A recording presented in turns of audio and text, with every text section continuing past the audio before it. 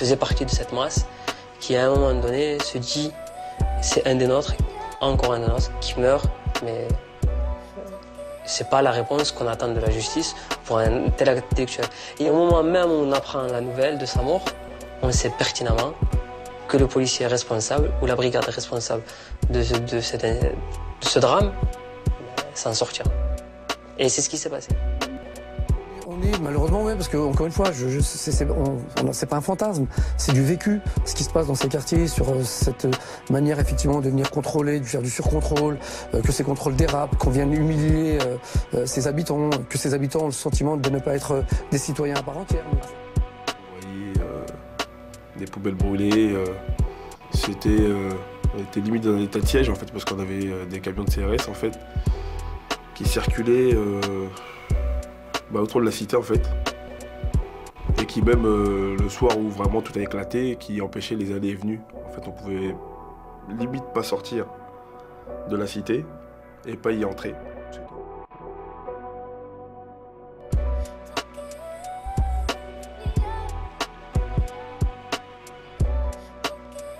Monsieur Dain, bonjour. Bonjour à tous d'être venus à cette journée, comme vous le savez tous, il y a Noam Curtis, la date de sa disparition. Aujourd'hui, on a décidé de commémorer cette date pour la première année de parmi nous. Aujourd'hui, on est tous là pour éventuellement passer une demi-journée ensemble et parler, discuter de l'événement qui a eu depuis de cette date-là jusqu'à aujourd'hui, parler de l'ensemble de l'année, de ce qui s'est passé avec toute la famille qui sont présents et les amis, ses entourages et d'autres personnes qui sont présentes aussi. Je parlerai des familles, des parents disparus, de cette communauté de parents disparus. Merci vraiment à tous d'avoir répondu présent à l'appel. Merci à tous de nous soutenir depuis l'année dernière, sans relâche. On a vraiment besoin de vous et je le répète, c'est vraiment grâce à vous qu'on arrive à tenir et qu'on ne lâche pas. C'est seulement grâce à vous. Si vous n'étiez pas là, je crois qu'il y a longtemps qu'on aurait laissé tomber, qu'on aurait tout lâché, qu'on aurait tout perdu, qu'on aurait arrêté de vivre. Mais heureusement, vous êtes là et je vous en remercie beaucoup. Parce que c'est grâce à vous qu'on peut continuer et surtout qu'on peut garder le bras bien levé pour aller jusqu'au bout.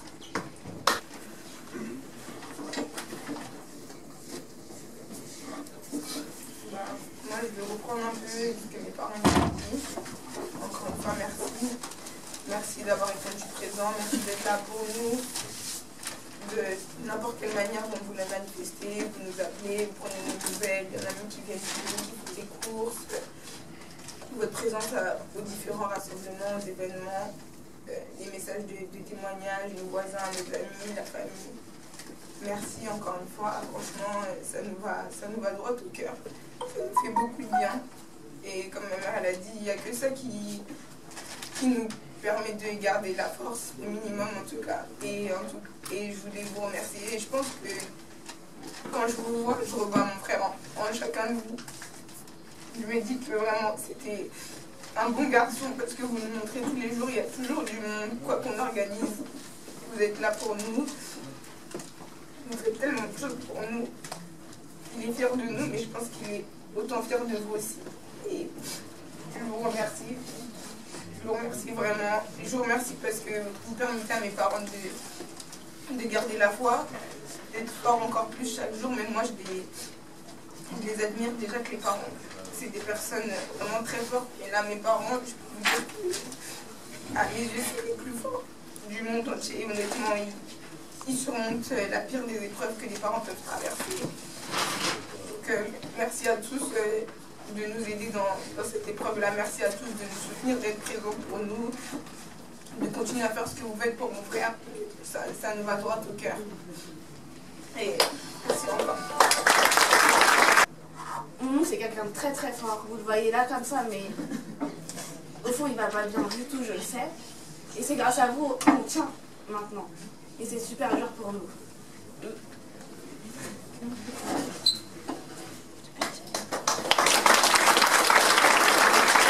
C'était vraiment un bon gars. Moi, ça fait 10 ans que je suis là. C'est une des premières personnes que j'ai connues ici en France. Et je sais que dans le corps, il y a un morceau de chair, si c'est lui l'épaule, tout reste le corps l'épaule. Ça, c'est le cas. Il avait vraiment un bon cas. Merci, Ça, il n'était pas professeur. Tout ça, il faut qu'on cherche ça. Vous l'avez connu où, monsieur? Une salle. À la salle. À la salle. Ah, la salle de Musculation. Merci, monsieur. Moi, c'était un frère. Hein. Moi, c'était mon ami de longue date. Ça faisait depuis des années qu'on se connaissait, qu'on était ensemble, qu'on était à l'école ensemble. Et voilà, on était souvent dehors tout le temps, on traînait ensemble. Malgré qu'il était plus jeune que nous, mais nous, on avait notre âge. On partait en vacances, ensemble, on court ensemble. On a connu tout ensemble, tout ce qu'un mec de quartier il connaît, ben on l'a fait avec lui. C'était l'un des plus matures de sa génération, alors qu'on a trouvé 2-3 ans d'écart avec lui. Respectueux, toujours poli, toujours en train de rigoler, toujours de bonne humeur. J'ai aucun mauvais souvenir de quartier, aucun. Parce que la police, ça fait partie de l'État. Du coup, on ne sera jamais en position de force quand on a la distance. J'ai vu des comportements police dégénérés. Après, bon, chez les garçons, ils ne sont pas tout le temps ensemble. Mais en général, quand on voit, bah, ça se passe jamais bien. Des fois, ils se font taper. Voilà. C'est pas bien ça. Déjà, ils devraient arrêter de se croire en position de se plus fort que nous. On est tous pareils en fait, on est tous pareils. Voilà, un simple dialogue c'est bon, hein, mais pas besoin de ramener des trucs comme ça. En fait. Ça, ça pour la police, pour les jeunes, chacun doit faire un effort de leur côté. C'est beau-frère à Curtis. Je suis avec sa sœur. Bon, on va dire depuis 8 ans, je le connais. Je l'ai vu grandir, j'ai vu chez eux, je l'ai vu grandir, j'ai fait plein de trucs avec lui. C'est-à-dire qu'au final, il m'a vu grandir, je l'ai vu grandir. Et c'est inspiré, on va pas dire s'inspirer, mais moi je l'ai conseillé dès qu'il partait en cacahuète, je le mettais droit dans le droit chemin. On le voit comme ça, mais il avait 17 ans. C'est-à-dire qu'il avait encore du temps devant, il s'interrogeait sur ce qu'il voulait faire, il me parlait de ses projets. C'est un mec qui aimait bien le sport, les voitures, la moto. Au final, ouais, c'est un mec voilà, quoi, qui fait la vie en fait. Et qu'il soit parti du jour au lendemain, ça fait mal. Non, en vrai, t'as vu, il n'y a pas vraiment de rapport avec la police. T'as vu, après, les jeunes font leurs affaires. T'as vu, la police, t'as vu, après, en règle générale, ils font leur boulot. T'as vu, c'est-à-dire, ils nous cassent pas les couilles, on leur casse pas les couilles. Mais après, ils viennent nous casser les couilles, on va leur casser les couilles. T'as vu, c'est du donnant-donnant. Ils aiment bien nous casser les couilles et qu'on leur casse les couilles. Voilà, ils aiment bien embêter, mais des fois, ils embêtent, on en a fait très loin.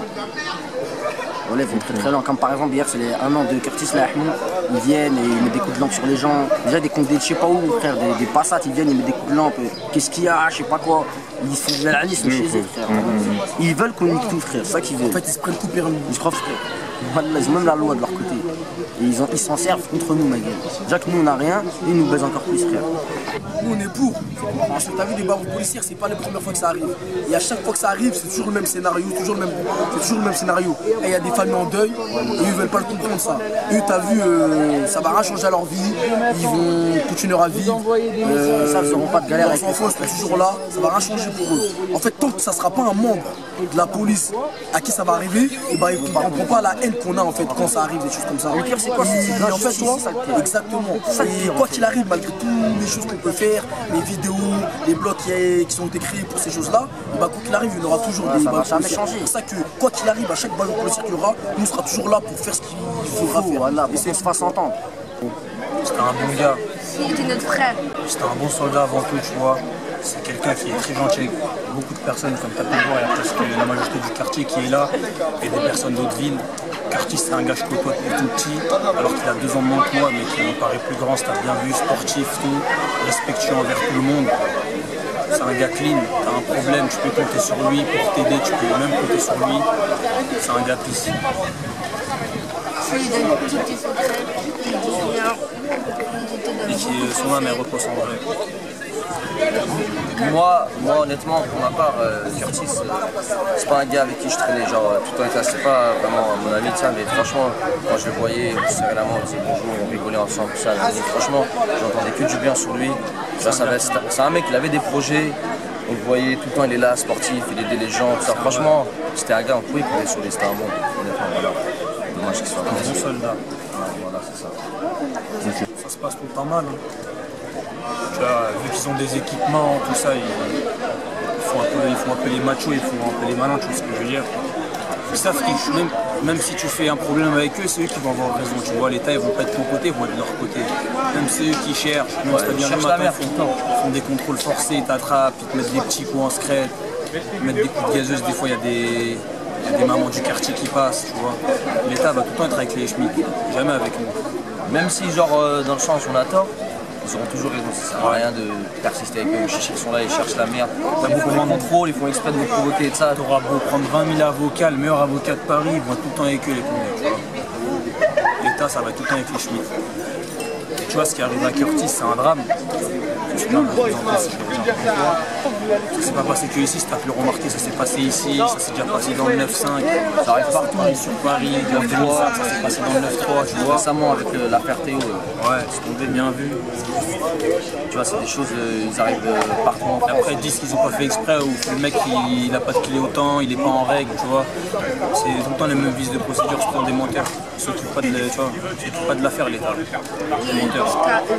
Ils pensent qu'à eux, voilà. Donc, tu veux dire un truc? Vas-y les gars, dernière question. Ouais. Les émeutes qu'il y a eu pour Curtis il y a un an, vous étiez pour ou vous étiez contre? Et expliquez pourquoi. Moi je suis pour, moi. Honnêtement, ils veulent pas nous entendre, bah ils vont nous entendre d'une autre manière. Voilà, tu vois, après, les gens du quartier, tout ça, c'est logique de réagir comme ça, tu vois ce que je veux dire? Il n'y a personne qui dit rien, ils ont tout le temps raison et tout. Les gens, ce qu'ils ressentent, je ressens le même sentiment en fait. Je comprends l'émotion de ça, moi je comprends la haine en fait. Tu vois, je comprends même sa famille, tu vois, c'était le seul fils de la famille, c'était l'enfant unique, je comprends. Gros, c'est souvent des regards, une fois ils passent, deux fois. Des petites piques, des petits voilà, des petits pics. Des insultes. Après, quand ils mettent des tapages, des amendes pour rien, ils essayent que ça parte.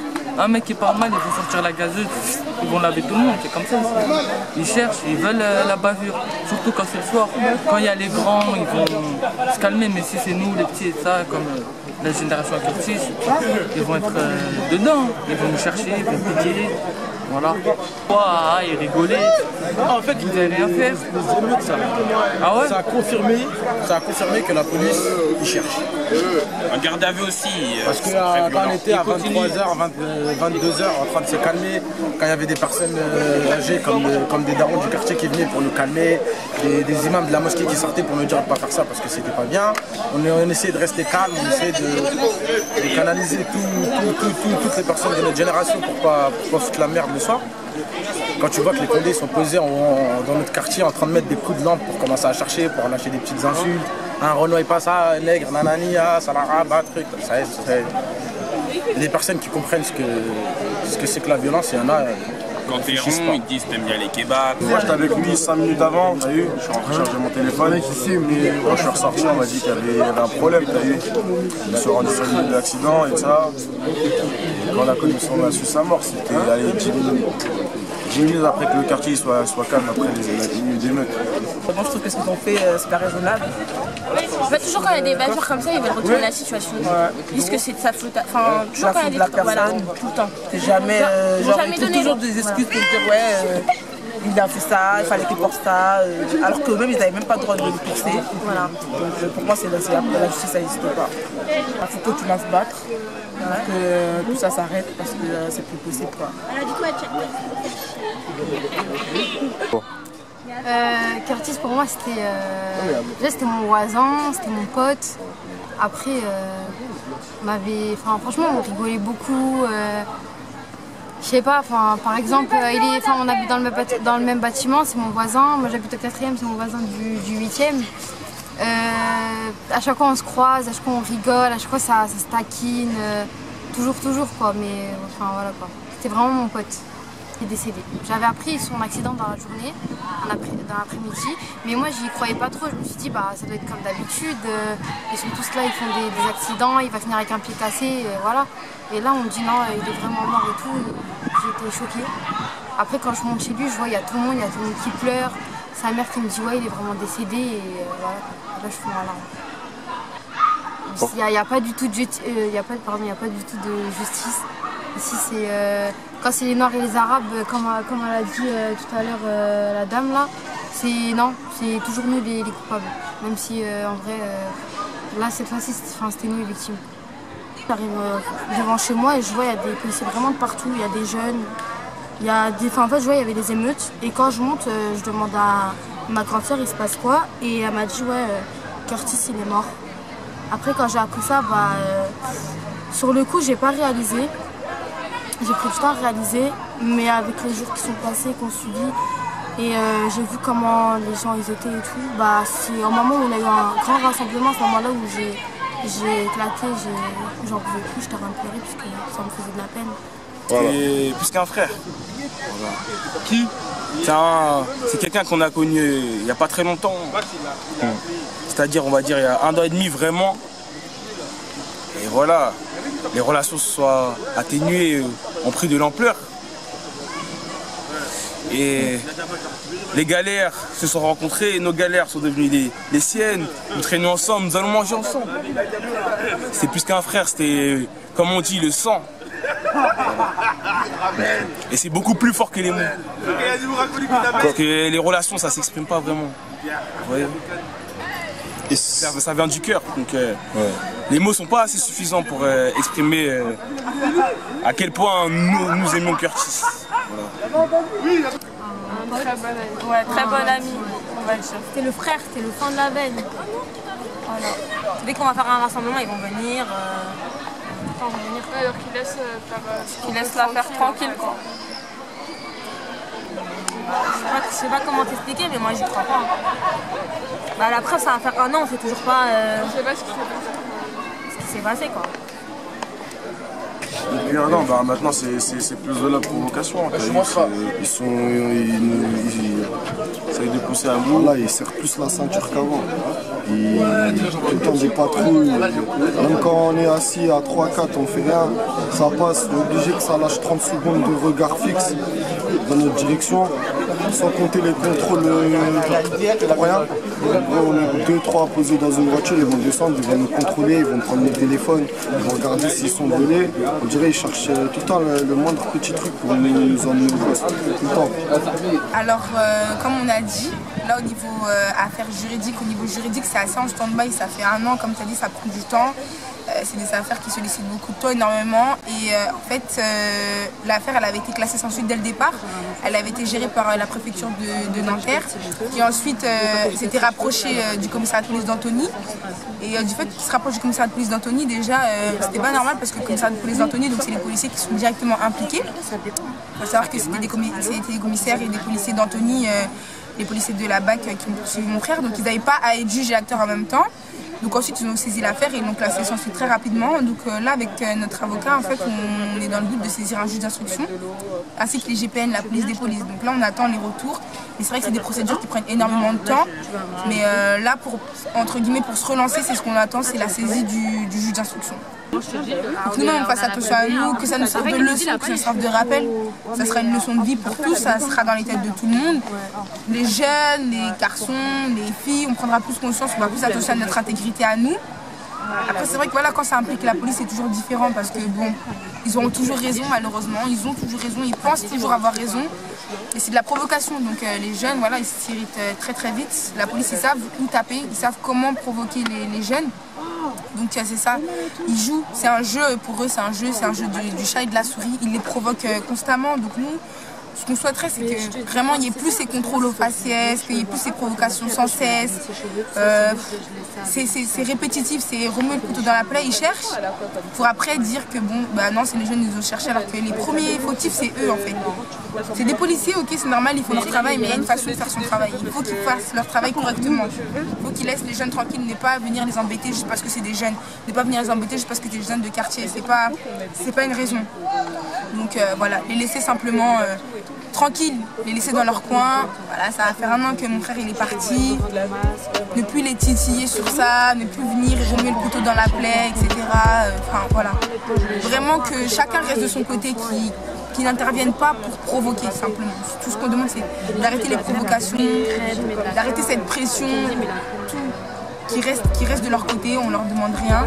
Si on a besoin d'eux, on les appellera, mais en tout cas là c'est pas du tout le cas, donc qu'ils restent de leur côté et qu'ils arrêtent ces provocations là incessantes, qui justement stimulent la colère des jeunes qu'eux ils recherchent en fait par la suite.